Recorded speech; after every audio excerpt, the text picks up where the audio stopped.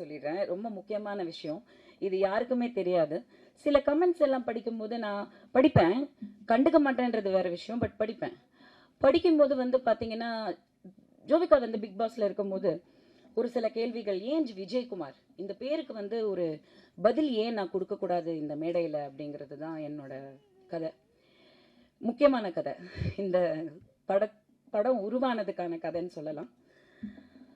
என் பேர் வனிதா விஜயகுமார். இன்னைக்கு வரைக்குமே நான் என் பேரை மாற்றினதே கிடையாது. அது ஏன்னு எனக்கும் தெரியாது.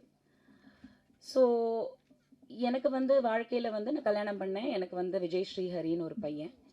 ஒரு ஐ திங்க் 3 years அந்த மாதிரி இருக்கும் அவனுக்கு. ஸோ நிறைய பிரச்சனைகள் வாழ்க்கையில். அப்போ ஒரு சூழ்நிலை, அந்த சூழ்நிலையில் பார்த்தீங்கன்னா எனக்கு வந்து இங்கே இருக்க முடியல. நான் எங்கே போனாலும் எனக்கு பிரச்சனையாக இருக்குது. மற்றவங்கள பற்றி எனக்கு தப்பாக பேசி அவங்கள வந்து இப்படி பண்ணாங்க அப்படி பண்ணாங்கன்னு சொல்கிற பழக்கம், especially the father of my child or children, கண்டிப்பாக நான் சொல்ல மாட்டேன், சொல்ல விரும்பலை. ஸோ எனக்கு ஒரு சூழ்நிலை, அந்த சூழ்நிலையிலேருந்து நான் வெளியில் வரணும். இங்கே சென்னையில் இருக்கும்போது எனக்கு அந்த சூழ்நிலையில் இருக்க முடியல. நான் ப்ரெக்னென்ட் ஆகிட்டேன். ஜோவிகா என் வயிற்றில் இருக்கா. பட் எனக்கு வந்து இங்கே இருக்க முடியாத ஒரு சிச்சுவேஷன் இருக்குது. ஸோ அப்பா அம்மா கிட்ட நான் வீட்டில் உட்காந்து பேசும்போது என் வீட்லேயும் என்னால் நிம்மதியாக இருக்க முடியல.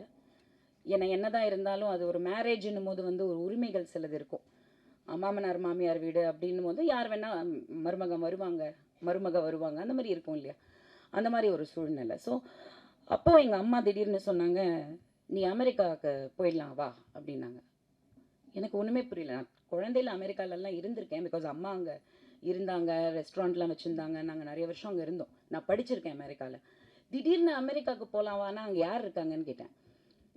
அமெரிக்கா இருக்குது, நம்ம போகலாம் அப்படின்னாங்க. அப்படின்னா அப்படின்னு. ஸோ அப்படி ஒரு சிச்சுவேஷனில் எங்கள் அப்பா நான் நிம்மதியாக அந்த குழந்தைய பெற்று எடுக்கணும் அப்படின்றதுக்காக, உடல் ரீதியாக நான் சுகமாக இருக்கணும், எனக்கு எந்த ஒரு காயங்களும் மனசு இதுவும் குழந்தை வயிற்றில் இருக்கும் போது இருக்கக்கூடாதுன்றதுக்காக அப்பா வந்து எனக்கு சப்போர்ட் பண்ணி, நான் என் பையன் ஸ்ரீஹரி அண்ட் வயிற்றில் என் குழந்தை 4 மாதம் குழந்தை, 3 பேரும் ஃப்ளைட் எடுத்து அமெரிக்காவுக்கு போயிட்டோம்.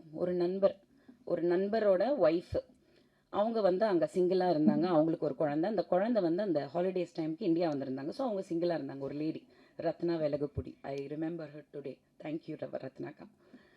ஸோ அந்த ஒரு சூழ்நிலையில் நான் போய் தனியாக அந்த கண்ட்ரியில் இருந்தேன். அங்கே ஒரு சில சப்போர்ட் கிடச்சிது. எதுக்கு வந்தேன், எதுக்கு இங்கே இருக்கேன்னே தெரியாது. தனியாக இருந்தேன். ஷகில்